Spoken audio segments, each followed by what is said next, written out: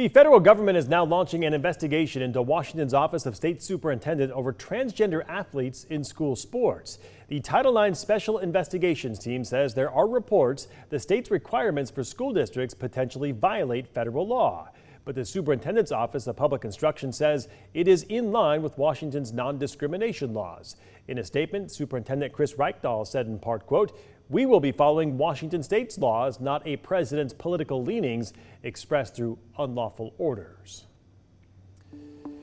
With federal and state agencies at odds over Title IX compliance, it's creating a sense of uncertainty for Washington school district funding. And that is why right now the Central Valley School Board is considering filing a federal civil rights complaint.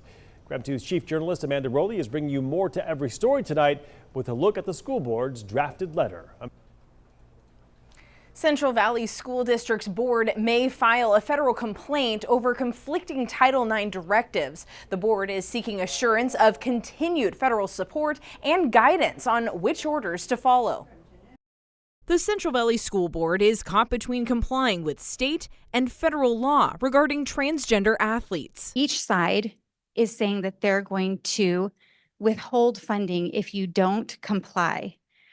And as a school district, that puts us directly in the middle. This week, the board drafted a complaint against Washington state agencies, including the state superintendent and the Washington Interscholastic Activities Association, or WIAA. It's asking for urgent intervention from the U.S. Civil Rights Office, Department of Education, or Department of Justice. The board believes the state is violating Title IX by requiring school districts to allow biological male students to participate in female athletics and access to female-only facilities based solely on gender identity. We are put in a position where we need some help and some direction and some directive.